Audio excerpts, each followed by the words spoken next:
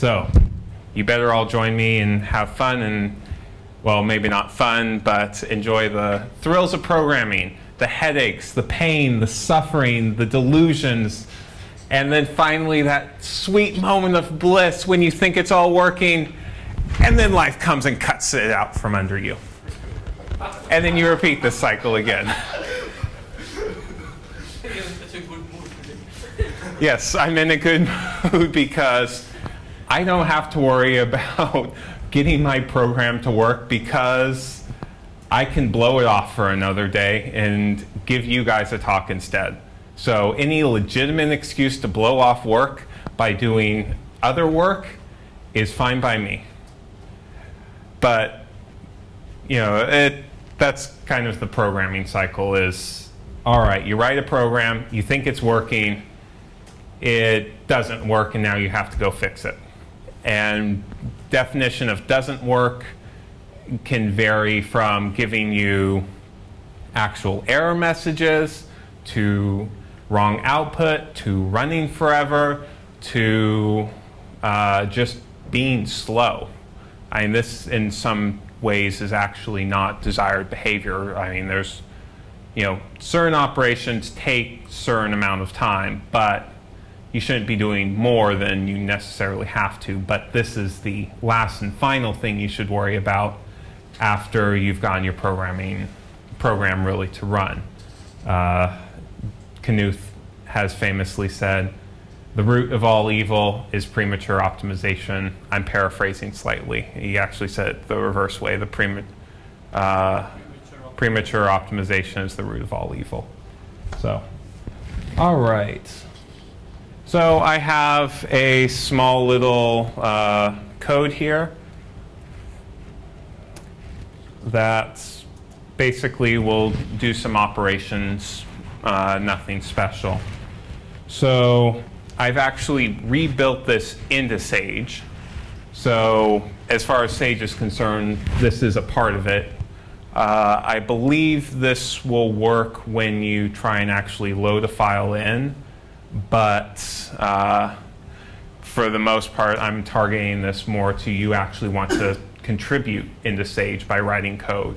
But everything should transfer over mostly the same, up to maybe like it just doesn't quite work. But this is a showcase, so I had to make sure it works here. So I've started Sage up, and then I've put it in my sage.combinat folder, and I've called it demo, and I'm just going to import everything.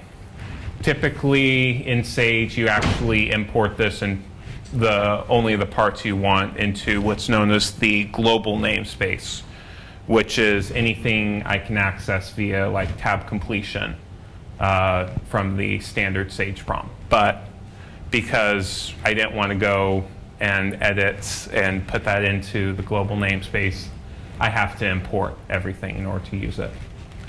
So the first function I'm going to start with is called main errors. And you can see here it just takes a number z, and then for n equals 0 and 1, it feeds that off to this function errors up here with the number or the input number and then the number n. I have to remember I have this fancy laser pointer, so I can do this. Lasers. Sorry, I just had to do that. So I'll run it on the number 4. And if you could read that, that would say arithmetic error in the red. It's more because it's in red than oh wow, you can actually kind of, I can kind of resolve that. It says 0 division error down there. Rational division by 0. So what you can see above it is the backtrace. And all right, there's the division in rational. That's what's actually throwing the error at you. That was called by the ring elements division, which was called by the coercion model, which is called by ring element. And all of that is internal Sage stuff. For the most part, you don't have to worry about. This is the process Sage goes through when it's actually trying to do arithmetic in the rational numbers. But you can see up there, there's that function errors that I've coded. And you can see that it's actually this line right here that's actually causing the error to be thrown. And if you look at this function, kind of stare and analyze at it, there's a little border case that happens at n equals 0. And that's your division by error, or division by 0 error. So the typical way you debug this is you look at the error, and from most errors in Sage will give you some kind of informative statement about what went wrong. In here, well, we've divided by 0. Well, we can assume everything's going good in here. So that's y equal to n says x is equal to x by n? Yes, this is this is shorthand notation for x equals x divided by n.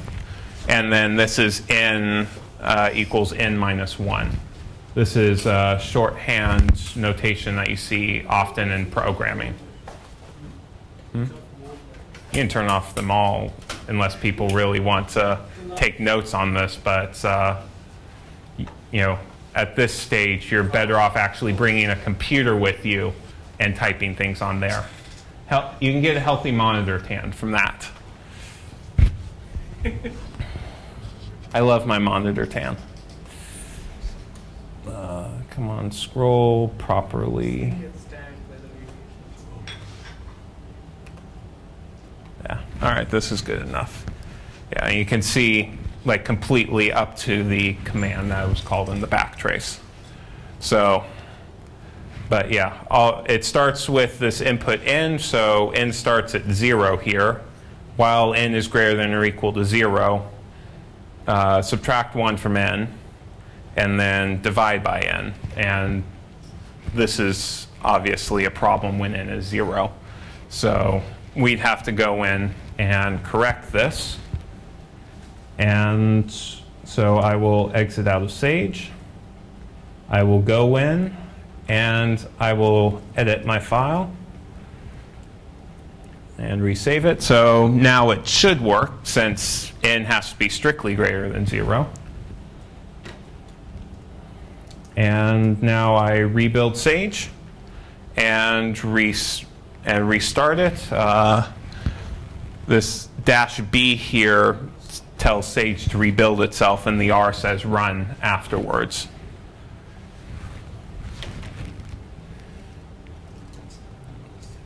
Clear the screen. I will re-import, and then I will run it. And I'm still getting division by 0 errors.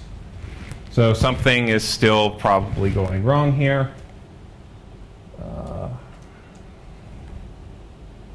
And I can't see why it's dividing by 0 at present. Because n equals n equals 1 is still a problem. There we go. So. But I'm still not sure what this program does besides generating errors. Well, that's about the point of it, is to generate errors so you can understand what's going wrong. Well, I was going to actually say, well, I want to print n. This is my general debugging process. Is a lot of times you just want to see your data at particular points in your code, and the simplest way to do it is just to put a print statement in there, and then at that point, just go ahead and look at it. So doesn't Python have debugging tools? Yes, there's PDB, I believe it's called. And you can use that. I've just never learned how, partly because this has worked for me every single time. You see your data, you figure out, okay, what should be the input data, And why is it not that? I mean, really, for the most part, people use PDB to do the exact same thing. So when you get a traceback on the second thing you got later, was there a traceback? Oh, yeah. yes, all this junk right here. So does this also work on the notebook? Yes. But not this nicely. As in you don't get the pointer to which line is the Yeah, you do. But if the code is in notebook code, it will not. If you do it as a loaded file, it might, but it might not. But if you actually do your entire code in the notebook and it has an error in it, and you try and run that, then it won't be able to tell you which line it is because the notion of a line is not well defined. So that's sort of an advantage to doing it on the command line. Because when I do it that's the advantage to doing it in a file, not strictly a notebook. But if you want to get anything into Sage anyways, you're going to have to convert it to a file. The first step is just do a .sage file. Everything is equivalent through. If you convert it to an honest Python file, which is what you eventually have to do to get something into Sage, there's additional stuff you have to do on top of that. But I don't want to get into that because that's a development question at that point. So, since someone spoiled what the error was supposed to be, then I'm going to just fix the error, but at the same time I'm going to do my little print statement here. Exit out, rebuild and rerun Sage, and this is kind of my general cycle when writing code for Sage is, all right, I write my code, I try and test it, play with it, it throws errors at me, and then I go and I try and debug it. And it prints 0, and then it prints 16.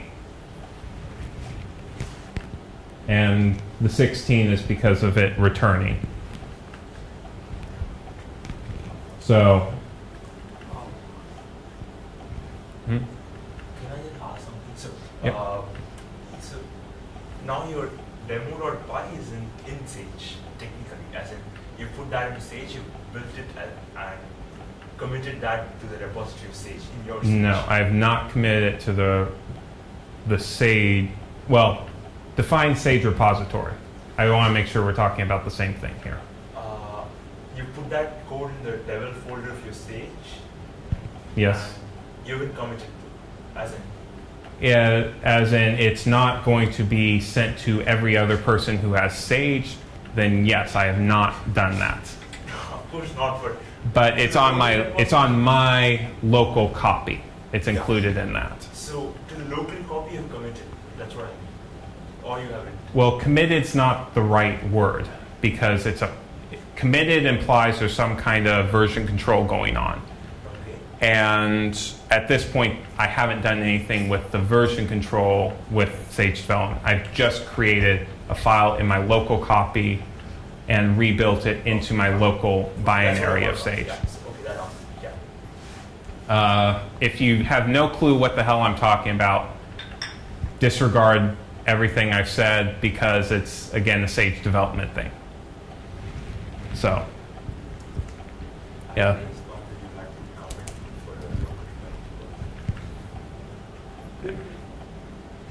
No, you don't. So, can I ask something? Yes. So, can't I just make a script like this and I don't rebuild Sage, I just import it and run it. So, do I really have to rebuild Sage? If you just use the load command is deprecated as far as using the terminal. But if you just use that, then no, you don't have to rebuild Sage. You just have to reload your file. But by actually building it if you're going to eventually contribute this into Sage, which is in principle the goal here, you're going to have to get it down to the point where it's a Python file and you can build it, and you can build Sage with that and run everything. About contributing to Sage, I have a question. It's a cultural question. Like, how important? I mean, like, I wrote a paper and it does some calculation. Yes. And maybe the referee reads it and I read it, and maybe my uncle reads it. And is it like something that should be I mean, it's interesting mathematics to me, but is it something that should be contributed to Sage? Yes. You feel free to throw it into Sage unless it's like a huge separate library, in which case there's actually other things you can do. But I'll revisit it, as I'm assuming I'll give like at least one more talk on the development process. Sure, yeah. So ask me again when I do that. So now I'm going to run my next function here. Which one do I want to do? I'll do my Energizer battery one.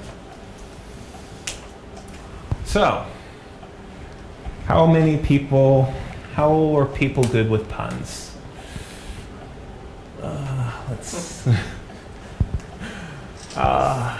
Well, what you didn't see here is the very first line is, it keeps, and, crap, I changed this.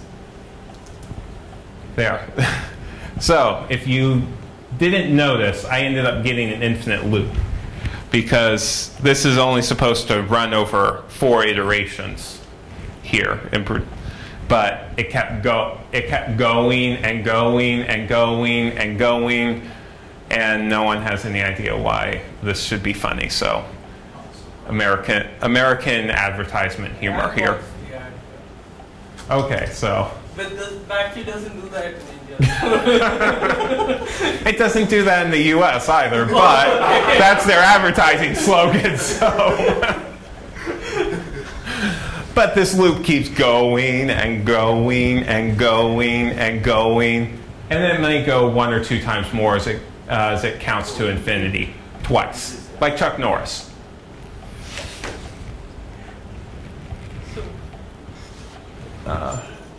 Was there a question? Or? Oh, okay. Yeah. But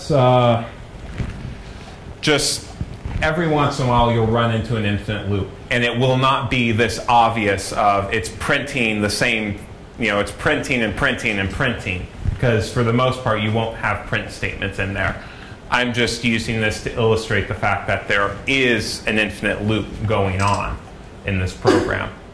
And every once in a while, you will end up having this happen to you. You expect it to terminate in some small time, and you come back after lunch, dinner, and a trip over the river and through the woods to your grandmother's house, but it's still running, so you need to kill it somehow. And the way to do that is Control-C, and this will work for any process that you're running. It will terminate it wherever it's at, up to some internal C functions that you have. So and that's what that little ~C there kind of stands for, is I press my Control-C, and that's when it's registered after 2012 loops. That would have been really awesome if I got in that at 2013. A history of time via Energizer batteries. But even it's remarkable that you got it in 2012. What was that? But it's remarkable that you got it so close enough. Yeah, well, it's like, could have gone it. It's like if it just a microsecond beyond that, I could have gone into 2013. It just would have been a funny coincidence. It's not like I could actually plan that in any way, shape, or form due to timing noise. So that's infinite loops. You'll see them. That's how you get out of them. And unfortunately, these will happen anytime, or can happen anytime you have a while loop going on. There it is. Yeah. While loops are useful, but you have to be wary that you might end up going into an infinite loop. So be slightly warned there. So can anyone actually tell what's kind of going wrong in this loop here? End doesn't change. Right. Yeah, I know. I have a feeling you'll know everything. I have a feeling you'll know everything too. But yeah, n does not change. Therefore, I'll just increment n.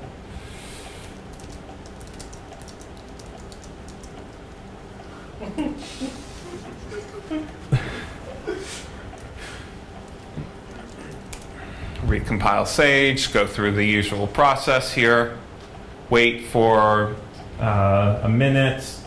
On most computers, this will be faster just because you won't be running it through a VM with limited memory and processing, and no virtualization supports. So yeah, that made our loop actually terminate. So power to India, you can stop infinite loops. So I had a question about this importing. So Yeah. suppose you are not rebuilding it this way. Suppose I'm just writing a pedestrian piece of code which I import onto a terminal, and suppose I find an error and I change it. How do I import the file again? Do I have to quit Sage again? Or? No, you just, so to load files in the terminal, you do like run file, like for example,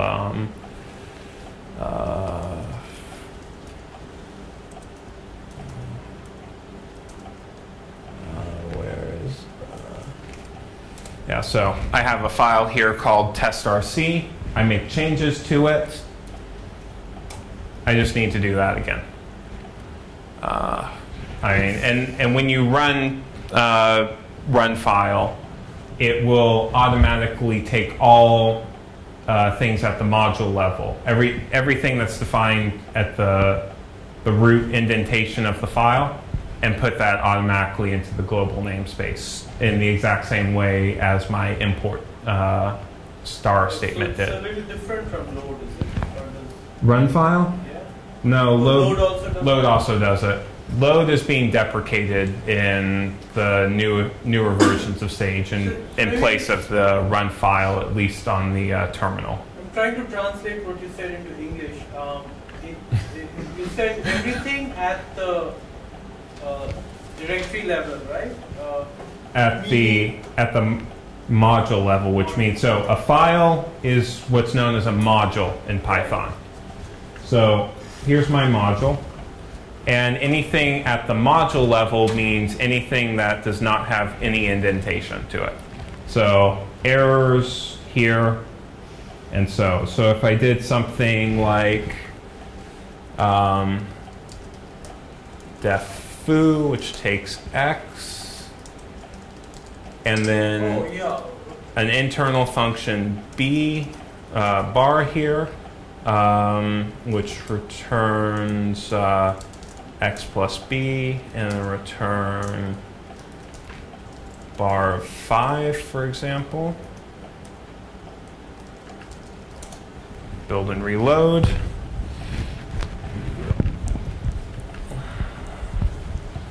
That internal function bar will not get loaded into the global namespace when I do my import.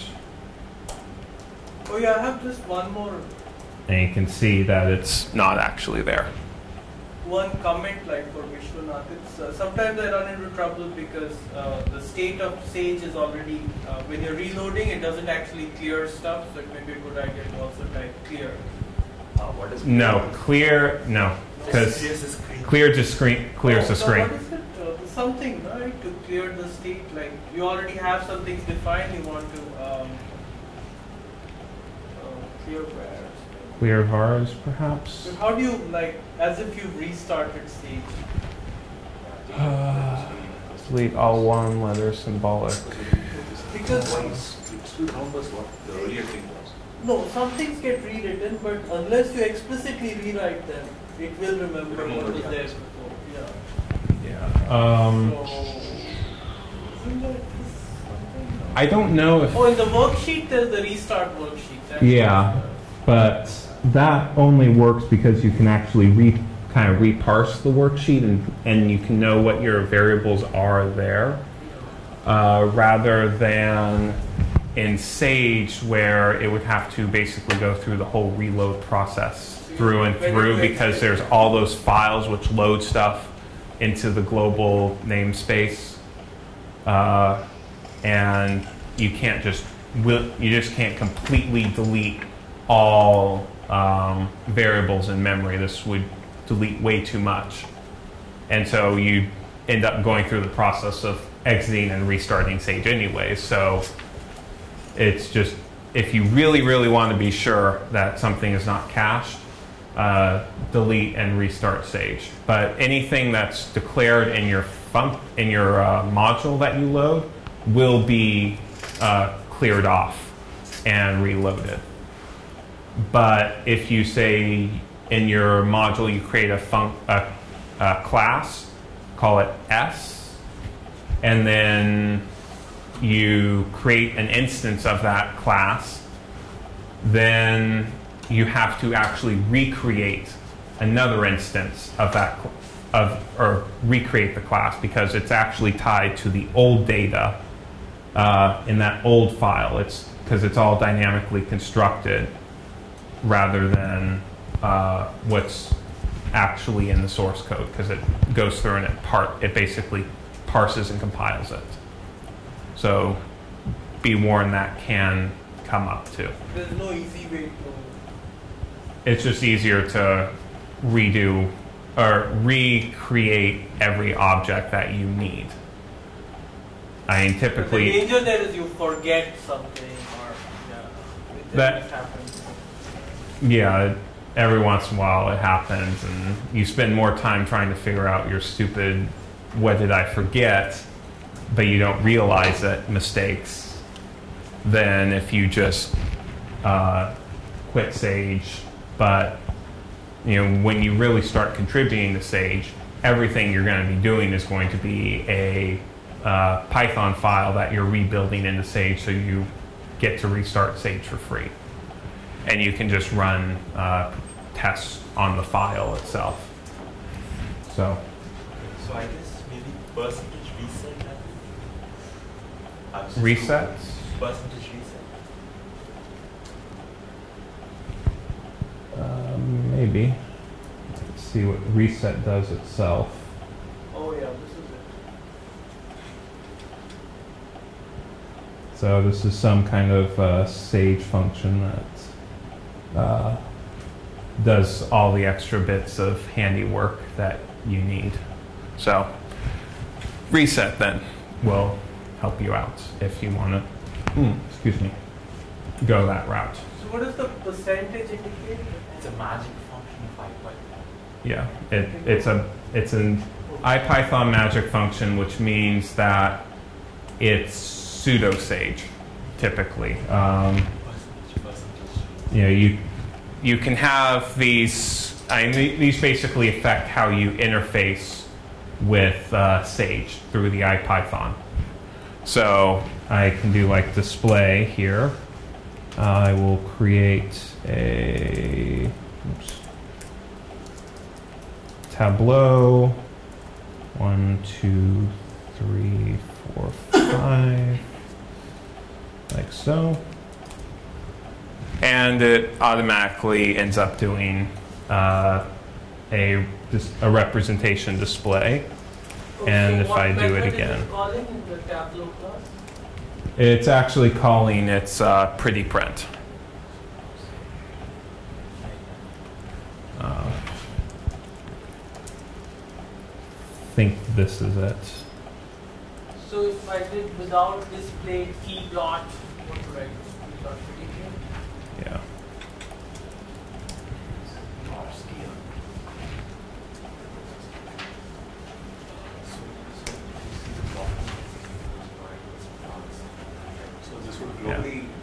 So if I created a different object, it would call the corresponding pretty print version of it. No, not necessarily. It calls a corresponding ASCII art method with underscores on both leading and trailing.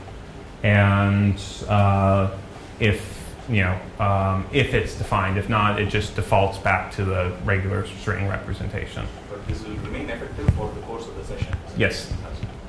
Yeah, that's what this pound display does, is it will automatically do that for various types of objects.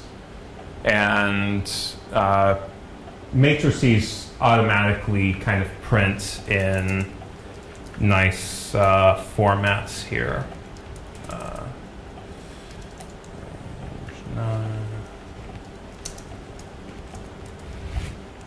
Is that right? Yeah. You can see matrices by default print in nice formats, but this is starting to get off topic, really off topic now. All right, let me at least finish up with the debugging stuff.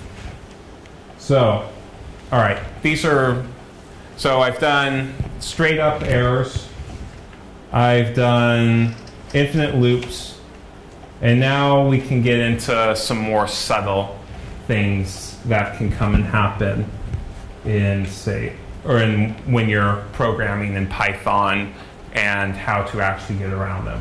In particular, how to profile and to interpret the p-run information. So I have this vector big time, or sorry, this function big time, which takes a vector and basically just kind of does this operation where it takes time pwned and then ends up essentially summing the vector after, well, I won't get into too much details, but I'll spoil the surprise here. It does some operation.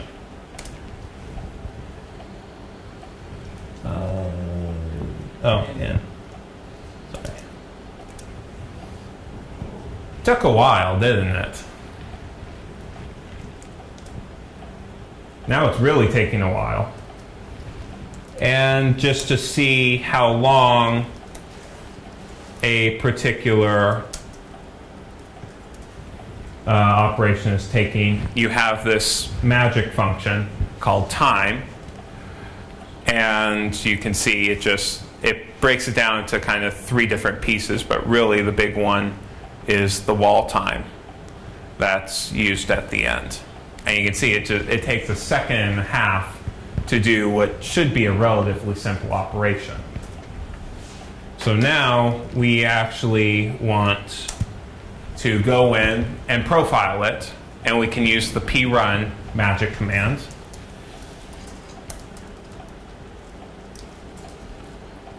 And take a look. Now prun takes a little bit longer than normal time just to run, because it's doing the extra profiling steps. Here it's not too much longer. But you can see here, this is the number of times the function's called, a particular function's called. Here's the function, the file that it's defined in, and the line number, and then the name of the function. So each call to this function, sumvec, took about 1/3 of a second. And over these 4 times, it took a cumulative of 1.5 seconds. And these functions, or this data on the left side, is the amount of time it actually spent inside of the function, whereas this is all time in all sub-functions. So for example, how this is structured is that, come on.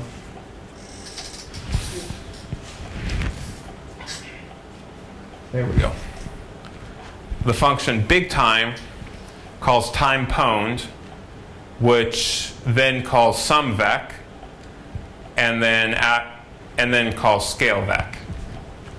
So in the data here, we have big time. It's getting called once, And then from there, you can see the total time spent in all sub-functions is, of course, the total time that it took to run, because that's the only thing we're really doing. And so that's why we have this here, and why it doesn't match over there. And then you can look at time pwned, and you can see that overall, this is how it's taking this long. But within that function, it's very, very quick. So it's not actually in time pwned, but in some vec where the real time is actually being taken.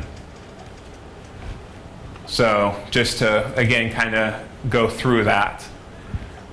We call big time, which nothing really happens in there. And then as it loops over, it calls time pwned, but there's not a lot of time being spent in there. And then it calls sum vec, and that's where the time's really being spent. And then the scale vec is really quick, and the range is the range of an integer that we call to use the for loop. And then there's some profiling noise, and then the string is for the actual output stuff. So for the most part, that's junk. You only really want, in general, you're only looking at a couple points of information, and it's in the functions that you've defined. And the biggest is number of calls and the total time within each function is generally an indicator of where your program is being slow. And this kind of tells you this. You can use the cumulative time and how it breaks down to figure out what kind of path your code is taking, if it's a larger, more complicated set of instructions. So let's go to our code here. And so we know that sumVec is taking a really long time. But as the name of the function kind of indicates, it's just summing over all entries in the vector. So it's given an input, it starts at 0, and it just sums over them. So when we look at this code, it's kind of like, what's going on here? I mean, there's nothing in here that seems like it would take a really long time. I mean, this is kind of as fast as we can get it in Python, I should say. We can do some additional micro optimizations. But as far as just like a basic coding point of view, this is as best as we can get. So it's not in sumVec, but instead in the function that calls it, time pwned. And sumVec, its time that it takes is O(n). I mean, we can just, that one for loop, and that n is the length of vec. So the problem, well, we need to look at our creation of that, of what we're passing to vec. And what we're doing here is we start by creating a really, really big list. We kind of lift it up into this big space. And then, all right, here, I just iterate over the vector I've passed in and add each of its components to this lifted vector. But then I sum over that entire lifted vector. That is a 100,000 sum that I'm doing. And that's what's taking the time here. I'm doing something 100,000 times, so of course it's slow. In comparison to here, I mean, this list creation's really quick. In particular, because one, it's not being done in Python. It's being actually done by the interpreter itself. So is enumerate v the same as range len v? No. What enumerate v does is it pairs the two together. So I kick my computer, and I guess computer's getting angry at me for kicking it. No, his Mine got angry. Oh. Your computer is noisy. It must leave the room on its own 2 feet. So what enumerate does is it takes a list or some kind of iterable, and basically it pairs it together with its index. So if you have a list ABC, it returns 0A and then 1B and then 2C and so on and so forth up to higher and higher until you run out of memory. So enumerate's a kind of a quick and simple way in Python to get around actually returning an index on top of the variable itself. In other languages like C or Java, you just do for I equals 0, I less than length of object I plus 1 plus equals 1, and you would have to explicitly go look up position I in your object. So, I'm running out of power. Okay.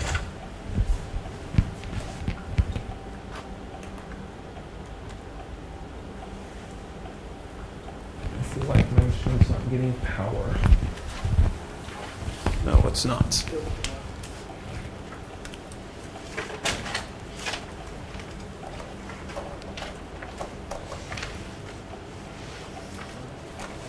Energizer batteries.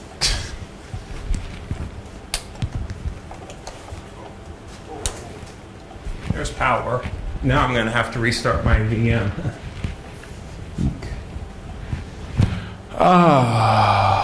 The joys of life. But we've pretty much dealt with this program through and through anyways. So while I'm waiting for that to restart, I'm going to switch to Chop.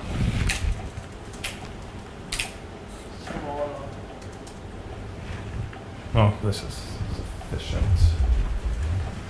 So, some common pitfalls that can happen in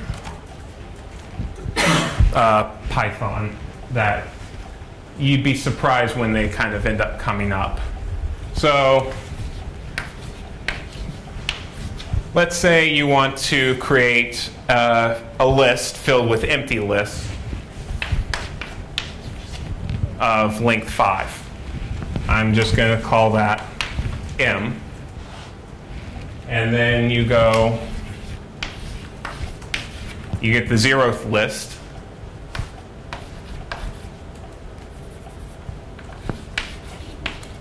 And then to that, you add on 5. So right now, what you're expecting it to look like is a sequence that starts with 5 and then is 4 empty lists. However, that is actually not the case. If you just do M again, it will actually be 5, 5, 5,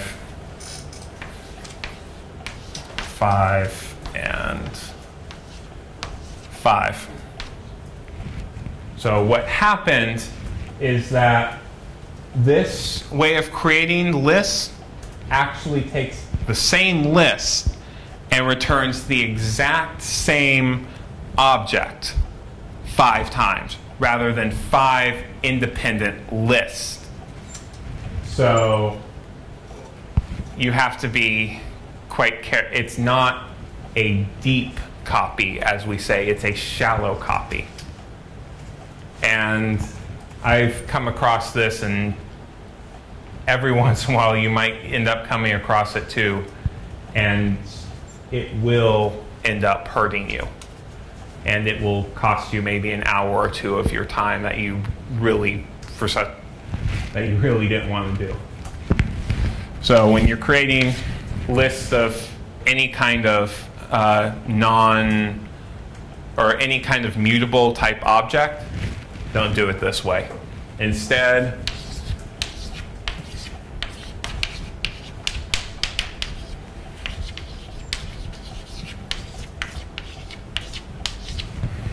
use this sort of syntax. And then you'll get your desired output like that. What is making this thing so long?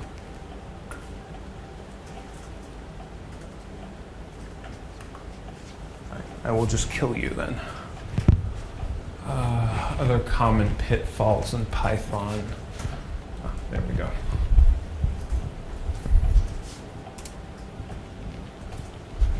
What would be another common pitfall?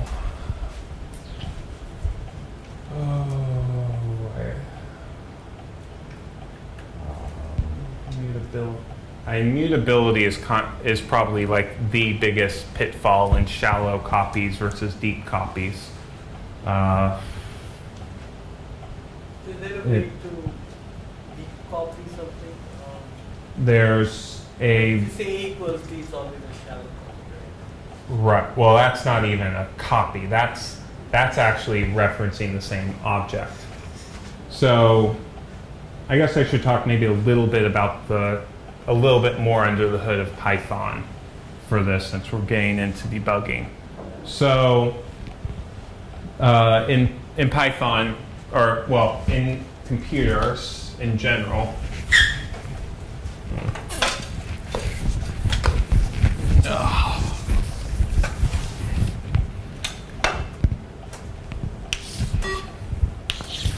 you have your memory that your computer's using, and in there you have instances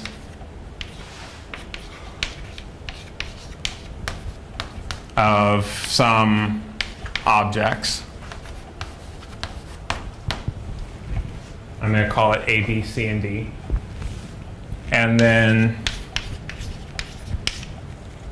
globally, you have variables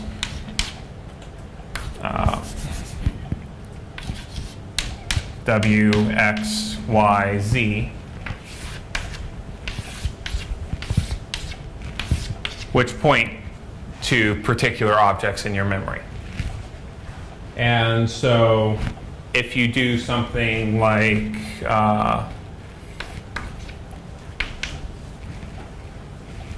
K equals Z, what happens is it looks at the variable Z, and then it looks at what object it's pointing to, and then points right to it.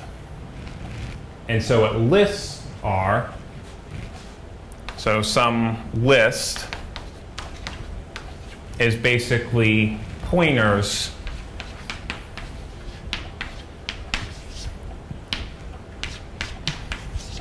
to various objects in memory. And what happens when you make a shallow copy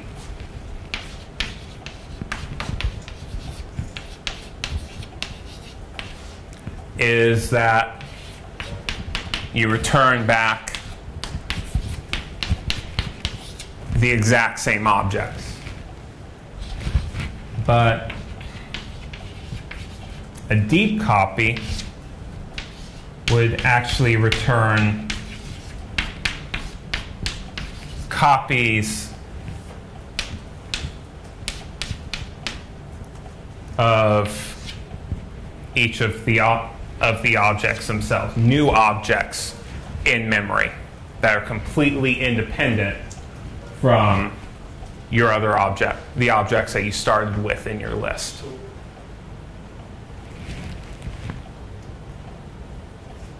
they'll keep in different instances? Yes, these are different instances than these guys. They're different objects in memory. I guess I'm being a little loose with my terms and what I mean by object. By object, I mean some class. And I should be saying instances rather than objects, but you'll find these terms end up getting mixed up a lot. But by context here, you can kind of guess that it should be an object in memory. Let me continue this process of getting back into Sage. So if I want to make sure it's a deep copy, what do I do? So to make sure it's a deep copy, there's this module called copy. So you go import copy,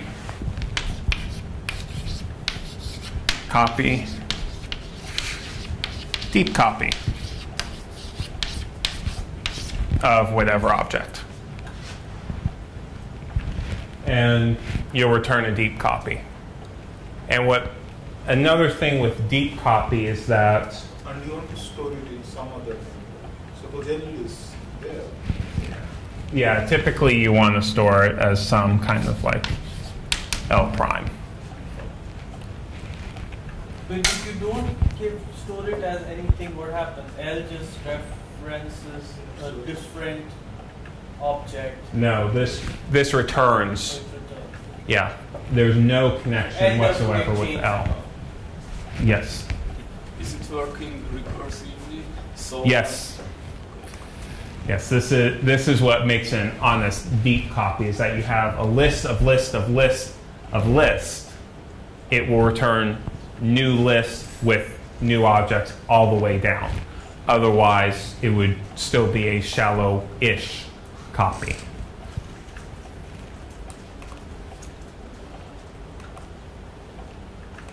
So you use that star operator to constructing your errors program, like the Yep. time. So that you use it to create a long string of zeros. So doing that is fine. Yes, because in Python, integers are immutable objects. They're called atomic often. And you have what are known as atomic types in all programming language. The basic building blocks, your integers, your floating points, your doubles, longs, chars, and there's usually like a couple others floating around, but there are not too many of them. But every other class is built up from some collection of these very primitive, which is another name, these primitives or atomic types. And these atomic types are interpreted by your CPU, or something that is interpreted by your CPU. And what programming languages do, and like classes, is they take all of these and you just have the simplest of operations, add, subtract, multiply, divide, and everything is built up to some sequence of these operations. And you just put a layer on top of layer on top of layer until it gets to something where, like in Python, you just go 2 + 2, and it automatically knows that it needs to split that up and do addition. So instead of lists, you could also have any object, right? I mean, deep copy. Any No, you don't even need an iterable. So you can copy an integer, right? Yeah, not much point in it, but you can do it. It's not going to fail and bark at you if you do that. But if I have some weird class I've defined and So, but how long it will that copy that instance? Well, with classes, you need to implement an actual some kind of copy. Well, in Python, I believe it will copy all of the data straight over because In Python, you have this thing called a double underscore dict, D-I-C-T, which is basically a dictionary of its attributes and method. Maybe not methods, but at least its attributes. So it may be faster than creating again an instance of the thing, right? Sometimes just the creation of an instance of a class can be a time-consuming process. Well, if you're worried about creating copies of your object, then you should implement your own copy function. That doesn't would somehow bypass the initializer, and there are ways to do this generically, as I recall, and copy might do that for you.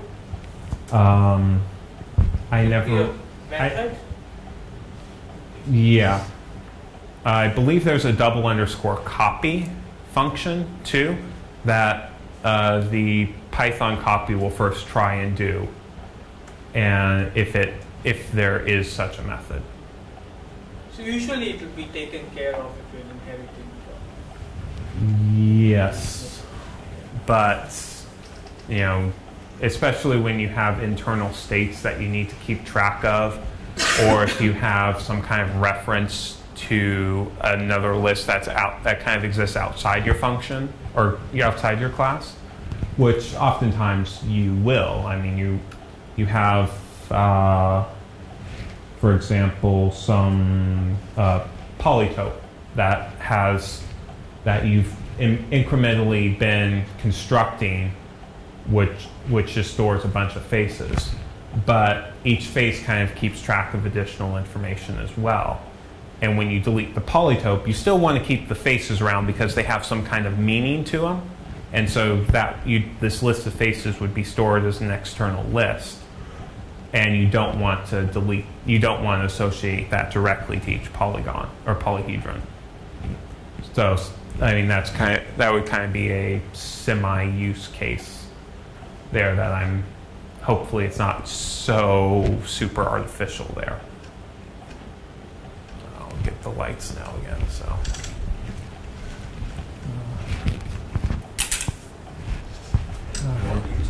Run for a file. So you say percentage p run, percentage run file. So run file. Oh crap! What did I put in that file? I don't even remember. It's been so long.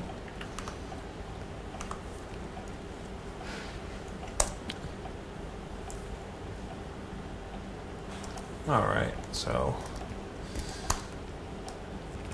matrix type A. Oh, that's right. 2, 1. Oh, that's right. I don't have the necessary patch installed. Blarg.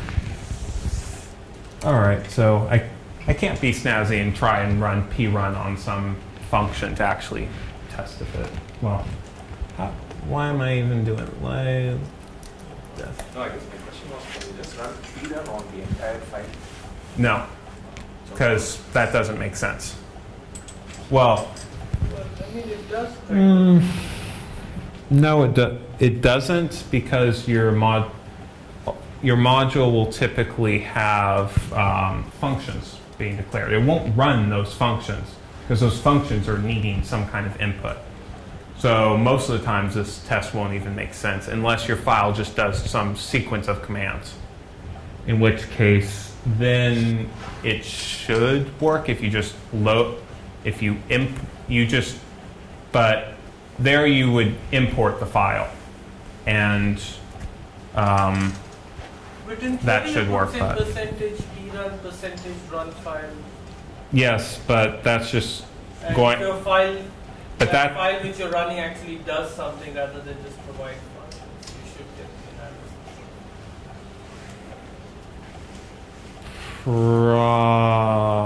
probably. But this is not standard behavior. to do this.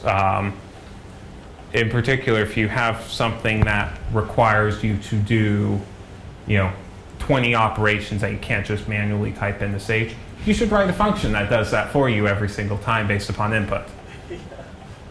I mean, because typically you're not just going to want to test on a few specific set of examples. You're going to want to create examples dynamically. So it should be in a function anyways.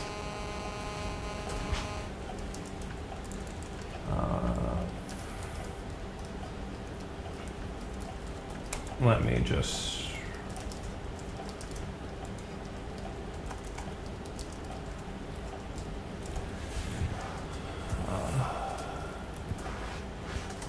no, that's not what I want.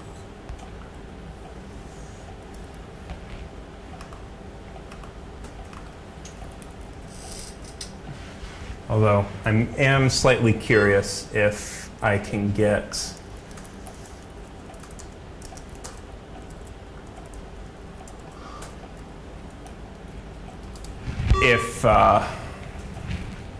well, let me actually have this also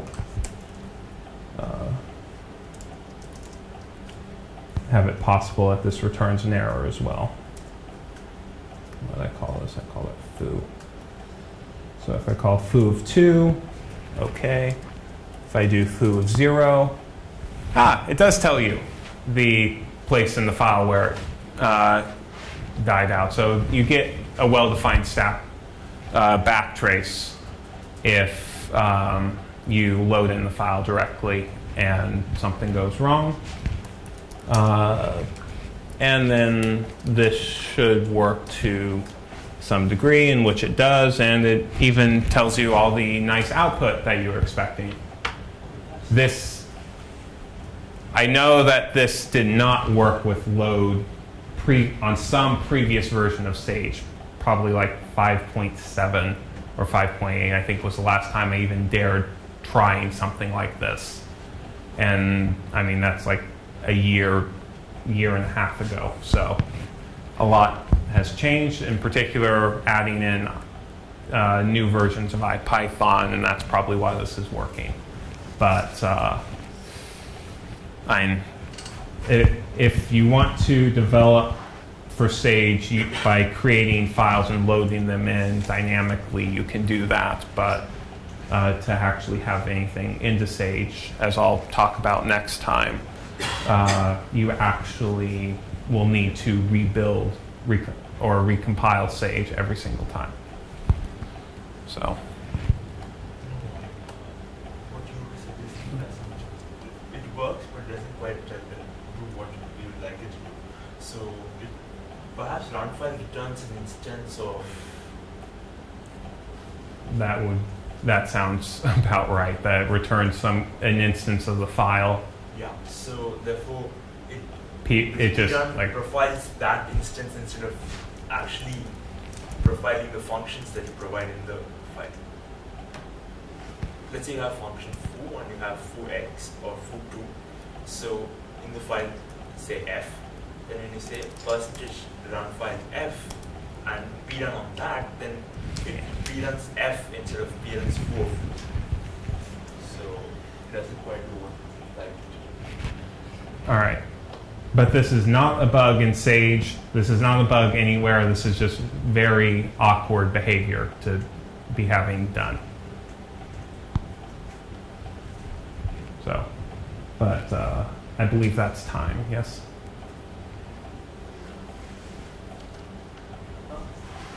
The hour is up. Yeah, sure. Yeah. Sure, yeah. But yeah, so there's not much to else. Questions, maybe. But yeah, questions. Import and run file are essentially different in something. That's Import and run file? Yes. Run file is about taking an external file that's not built into Sage and pulling it in, whereas import is typically for something that's already currently in Sage, but is not imported into the global namespace. So it's something that's precompiled, but it's not imported. And there are many things like this, mainly because they just kind of add clutter. A lot of the like Q numbers or Q analog stuff is not imported just because it's like Q underscore blah, and this, you know, there's a decision made at some point that some of this shouldn't be. And you also have like small functions inside your module which are not all the little helper functions, yeah. So, but then you may want to use them. Yep. Or maybe you can also show importing something as something. Oh, yeah. So import. Maybe Q analogs as QA or something. So I can import the entire module here and call it testing. So I can do things like now testing, and then there's all the functions that are defined in the module. I can also simply import the module itself and then do combat. Sage combat. I can then have access as well. These are all equivalent ways, but generally the shortest way to do is to from blah import either star for everything or bar whatever bar you want it to be, and you can separate these things by commas. So if there's a clash of names between methods or functions from two modules, then that's the problem. Well, what happens when you have, I mean, it's like with any other variable. If I do x equals 5 and then I do x equals this string, it overwrites x, because in Python everything is an object. Functions, modules, you name it. So if I have some, you know, I can have the set of all Tableau here under the name Tableau, and if I go Tableau equals 5, if I could spell it right,